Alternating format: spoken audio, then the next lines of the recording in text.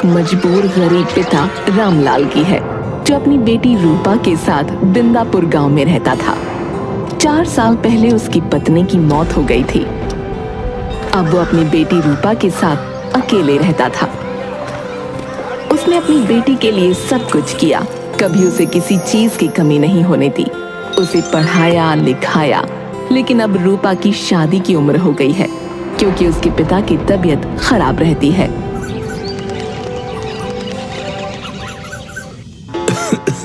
बेटा, मुझे एक गिलास पानी देना। हाँ पिताजी, अभी लाई। रूपा अपने पिता को पानी देती है। पिताजी, आपको कितनी बार कहा है दवाई ले लो, लेकिन आप सुनते ही नहीं हो। बेटा, मेरी तबीयत दवाई से नहीं, तेरी शादी करके ही ठीक होगी, जब मैं अपने सर पर से यह कर्जा उतार दूंगा। रूपा अपने पिता को पानी देने के बाद रसोई घर में वापस खाना बनाने चली जाती है और रामलाल बाहर अपनी गायों को चारा डालने जाता है। तभी वहां से रिंकू सेठ गुजर रहा होता है। अरे क्या हाल है रामलाल भाई, आजकल बड़े ही कम दिखाई देते हो। मैं ठीक हूँ भाई, बस आजकल तबीयत ने साथ छोड़ रखा है। तुम कैसे हो? मैं भी ठीक हूँ भाई, बस आजकल इतना इधर उधर करके थक सा गया हूँ। कहाँ घूम रहे हो? अरे कुछ नहीं भाई, बस तुम तो जानते ही हो, मैं लोगों की शादी करवाता हूँ, जिसके सिलसिले में मुझे गांव से बाहर शहर जाना पड़ता है। रिंकू की शादी की बात करते ही रामलाल का मुंह उतर जाता है। अरे क्या हुआ भाई, तेरा मुंह इतना उतरा हुआ क्यों है? क्या बताऊं भाई, बेटी की शादी करनी है, लेकिन अब तक कोई लड़का ही नहीं मिला। आपकी नजर में कोई लड़का है तो बताओ। अरे भाई तुम टेंशन क्यों लेते हो, मैं जल्दी ही हमारी गुड़िया की शादी एक अच्छे घर में करवा दूंगा। अच्छा, टेंशन मत लो। ठीक है भाई। ऐसा कहते हुए रिंकू अपनी साइकिल से वापस अपने घर की ओर चला जाता है। ऐसा करते हुए 1 हफ्ता बीत जाता है। फिर एक दिन रिंकू सेठ वापस रामलाल के घर आता है। नमस्ते अंकल, आप कैसे हैं? ये लीजिए पानी। नमस्ते गुड़िया, मैं अच्छा हूँ, तुम कैसी हो और पढ़ाई कैसी चल रही है? मैं ठीक हूँ और पढ़ाई भी अच्छी चल रही है। तभी रामलाल घर आता है। अब कैसे हो भाई, तुम कब आए? मुझे तो पता ही नहीं चला। मैं बस अभी आया हूँ, आओ बैठो। बेटा रूपा, जाओ कुछ खाने को ले आओ। ठीक है पिताजी। और कैसे आना हुआ भाई? अरे मैं तुम्हारे लिए खुशखबरी लेकर आया हूँ। तुम्हारी बेटी के लिए एक लड़के के घर वाले मान गए हैं और वो लड़की को देखना चाहते हैं। अच्छा, ये तो बहुत खुशी की बात है। रामलाल अपनी बेटी रूपा को आवाज देता है। बेटा रूपा, अरे जल्दी आओ, देखो रिंकू अंकल खुशखबरी लेकर आए हैं। क्या हुआ पिताजी? ये तुम्हारे लिए एक अच्छे घर का रिश्ता लाए हैं। रूपा शर्माते हुए अंदर रसोई में भाग जाती है। तो बताइए वो लोग कब आ रहे हैं? लड़के वाले कल आ रहे हैं, और वैसे तो उनके घर में लड़का, लड़के के माता पिता और बहन रहती है, लेकिन कल जो है लड़का और उसके माता पिता ही आ रहे हैं। अच्छा, ठीक है। फिर रिंकू सेठ चला जाता है और रामलाल कल की तैयारी में लग जाता है। जैसे ही अगला दिन शुरू होता है, रामलाल बाजार से खाने के लिए समोसे, जलेबी, रसगुल्ले और कई सामान ले आता है। और थोड़ी ही देर में रिंकू सेठ और लड़के वाले घर आ जाते हैं। आइए, नमस्ते। आइए, इसे अपना ही घर समझे। देखो रामलाल, ये है लड़का सुरेश है, इनकी माता सुधा और ये पिता रघु। नमस्ते। आइए सुधा जी, रघु जी यहाँ बैठिए। हमारा बेटा सुरेश जो है वो जल विभाग में काम करता है और चरित्र का बहुत ही कोमल है। साथ ही इनके घर में किसी चीज की कोई कमी नहीं है। अपना घर है, इनके पास 20 गाय हैं, 10 बकरी हैं और बहन अभी छोटी है, वो पढ़ाई कर रही है। ये तो बहुत ही अच्छी बात है। अगर हमारी बेटी की शादी इनसे होती है तो वो बहुत ही खुश रहेगी। अब बातें ही करते रहोगे कि अपनी बेटी को भी बुलाओगे? हाँ हाँ, क्यों नहीं। रामलाल जी, हमारी गुड़िया को तो बुलाइए। रामलाल अपनी बेटी के पास जाता है। बेटा, तुम तैयार हो गई? ये क्या हुआ? तुम उदास क्यों बैठी हो? पिताजी, मुझे डर है कि कहीं हर बार की तरह मेरे काले रंग का मजाक न बन जाए। बेटा, तू चिंता क्यों करती है? ऐसा कुछ नहीं होगा। ये लोग अच्छे लगते हैं। चल खड़ी हो जा और बाहर चाय लेके आ। तभी रामलाल अपनी बेटी रूपा को गले लगाता है और उसके सर का पल्लू ठीक करता है और रूपा बाहर चाय लेकर आती है। नमस्ते। नमस्ते। यह है हमारी बेटी रूपा। हमारी बच्ची बहुत ही भोली है और इसने अपना कॉलेज भी बहुत अच्छे नंबरों से पास किया है। साथ ही आपका घर संभाल लेगी और अगर आप इसके हाथ का खाना खाते हो तो बता रहा हूँ, खाते ही रह जाओगे। हाँ। सुरेश, सुधा और रघु तीनों एक दूसरे की तरफ देख रहे हैं। ए माँ, ये तो फोटो से भी ज्यादा काली है। मैं इससे शादी करूँ ना? सही कहा, ये तो एकदम काली है। इसके आगे तो हमारी भैंस गोरी है। सुधा जी, कोई दिक्कत है क्या? हाँ, दिक्कत तो है। आपने हमसे इतना बड़ा झूठ बोला। मैं कुछ समझा नहीं। आपने तो हमें फोटो दी थी, उसमें आपकी बेटी का रंग तो बड़ा साफ था, लेकिन असलियत तो कुछ और ही है। माँ, मैं इससे शादी नहीं कर सकता। आप सबने मिलकर हमारे साथ धोखा किया है। सुधा जी, आप गुस्सा क्यों हो रही हैं? एक रंग की ही तो बात है। अंकल जी, ऐसा है, मैं आपकी इज्जत करता हूँ इसलिए कुछ कह नहीं रहा, लेकिन मोहल्ले में मेरी भी कोई इज्जत है। मैं इसे लेके घूमूंगा तो लोग मुझ पर हंसेंगे। ये सब होता देख रूपा रोते हुए अंदर भाग गई। तुम माँ बेटे दोनों चुप करो।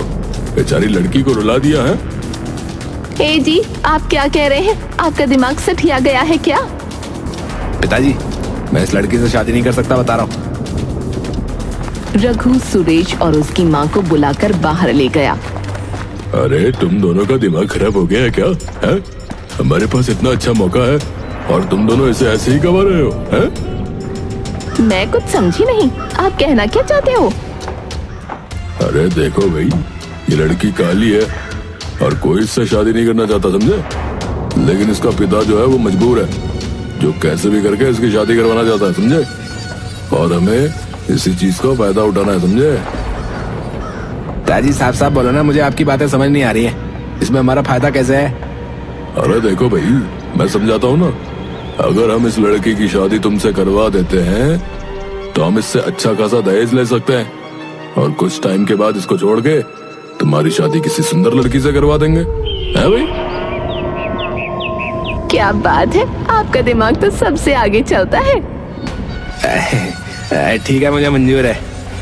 तीनों वापस घर में आते हैं और आकर बैठ जाते हैं। इन दोनों ने जो भी कहा उसके लिए मैं आपसे माफी मांगता हूँ। मुझे ये शादी मंजूर है। मानो रामलाल और रिंकू सेठ के चेहरे पर खुशी सी झलक आ गई। बधाई हो। मुझे तो समझ नहीं आ रहा मैं आपको धन्यवाद कैसे कहूँ। लेकिन हमारी कुछ शर्तें हैं भाई। रिंकू सेठ और रामलाल एक दूसरे की तरफ देखते हैं। कैसी शर्तें?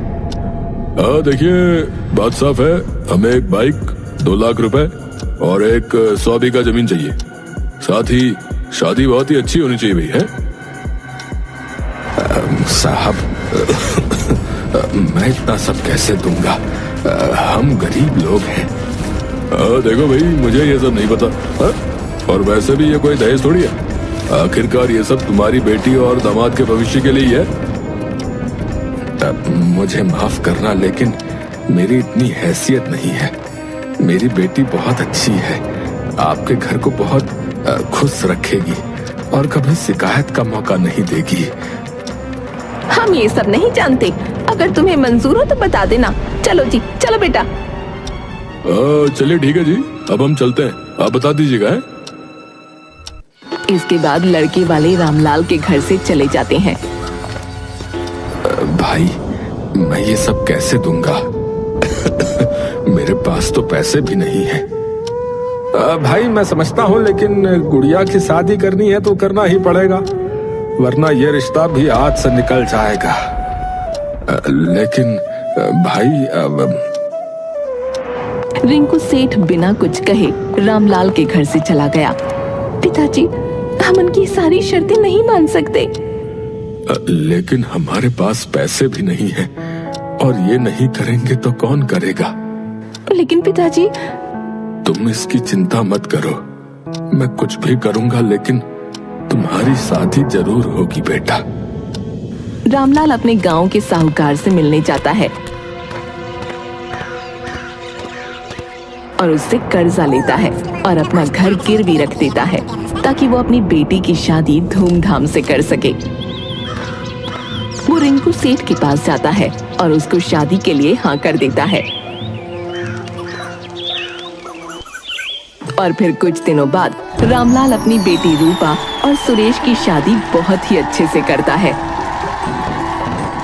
वो अपनी बेटी की शादी में दहेज देता है और उसे किसी चीज की कमी नहीं होने देता। शादी के अगले दिन तो जैसी से तो कोई शादी भी ना करता, वो तो हम लोगों को दया आ गई तुझ पर। चल जा, मेरे लिए चाय बना के ला, चल जा। भैया, भाभी लाए हो या डूबता हुआ सूरज जो दिखाई ही नहीं देता? तेरे बाप ने तो तुझे कौड़ियों में बेच दिया है। अपने बाप से और पैसा मांग, वरना हमसे बुरा कोई नहीं होगा। सभी लोग जोर जोर से हंसने लगते हैं। दिन पर दिन सबने रूपा के साथ गलत बर्ताव किया, उसको दिन रात काम पर लगाए रखा और सुरेश दारू पीकर आकर रूपा को बहुत मारता था कि आए दिन बढ़ता ही चला गया। एक दिन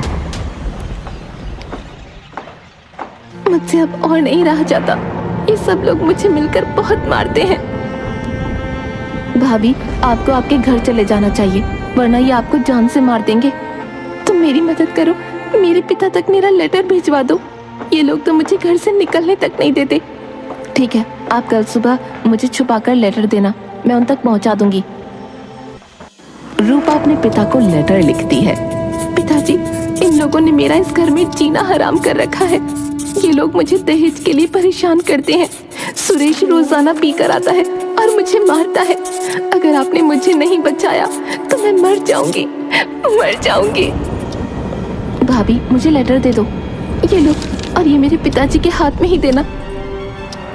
मीना ये होते हुए देख सुन लेती है और जाकर रितु के हाथ से वो लेटर छीन लेती है और अपनी माँ को आवाज लगाती है। माँ, माँ, जल्दी आओ तो। क्या हुआ? इतनी सुबह सुबह क्यों गला फाड़ रही है? ये लो, अपनी कलमुई बहू की हरकतें देख लो। अपने पिताजी को चोरी छुप के लेटर भेज रही थी। क्यों रे कलमुई, अब तू हमारे खिलाफ जाएगी? हाँ, आज तो तुझे सबक सिखाना पड़ेगा। सुधा रसोई घर में जाती है और मिट्टी का तेल और माचिस ले आती है। मीना, जाके इसके हाथ पकड़। नहीं माँ जी, नहीं, नहीं माँ जी, नहीं। आज तो तुझे मजा चखा के रहेंगे। यहाँ रूपा अपनी जान बचाने की भीख मांग रही थी और वहीं दूसरी ओर रामलाल पहली बार अपनी बेटी के ससुराल जाने की खरीदारी कर रहा था। तभी एक दूध वाला मिलता है। और भाई साहब, अरे बड़ा खुश हो, क्या बात है भैया? अरे खुश तो होऊंगा ही, आखिर अपनी बेटी के ससुराल जो जा रहा हूँ। अरे भैया, ठीक है ठीक है। अरे हमारी गुड़िया को भी हमरा आशीर्वाद देना भैया। है अच्छा, जय राम जी की भैया। रामलाल अपनी बेटी के ससुराल पहुंचता है। जैसे ही गेट खोलता है, वो देखता है कि सभी उसकी बेटी को मिलकर जान से मारने की कोशिश कर रहे हैं। ये होता देख रामलाल के पैरों के नीचे से जमीन खिसक गई और उसके हाथ से मिठाई का डिब्बा गिर गया। पिताजी, पिताजी। बेटा, ये सब क्या हो रहा है? ये सब मुझे मारने की कोशिश कर रहे हैं पिताजी। मैं आ गया हूँ ना। तुझे कुछ नहीं होने दूंगा मेरी गुड़िया, तुझे कुछ नहीं होने दूंगा। मुझे यहाँ से ले चलो, ले चलो। सुधा जी, आपने मेरी बेटी का ये क्या हाल कर रखा है? वो तभी सुरेश घर आता है। ए, निकल हमारे घर से, चल निकल। दामाद जी, ये आप क्या कर रहे हैं? ये सब मिलकर मेरी गुड़िया को मार रहे हैं, आप इन्हें समझाइए। सुरेश रामलाल को घर से बाहर निकाल देता है और रामलाल घर के बाहर जाकर गिरता है। अरे अरे, इस घर में आप तभी कदम रखना जब तुम्हारी जेब में 10 लाख रुपए हो, समझे? चल निकल। लेकिन अरे दामाद जी। सुरेश दरवाजा बंद कर देता है। दामाद जी, गेट खोलो। मैं कह रहा हूँ, मैं विनती कर रहा हूँ, गेट खोलो, वरना मैं फिर पुलिस के पास जाऊंगा, बता रहा हूँ।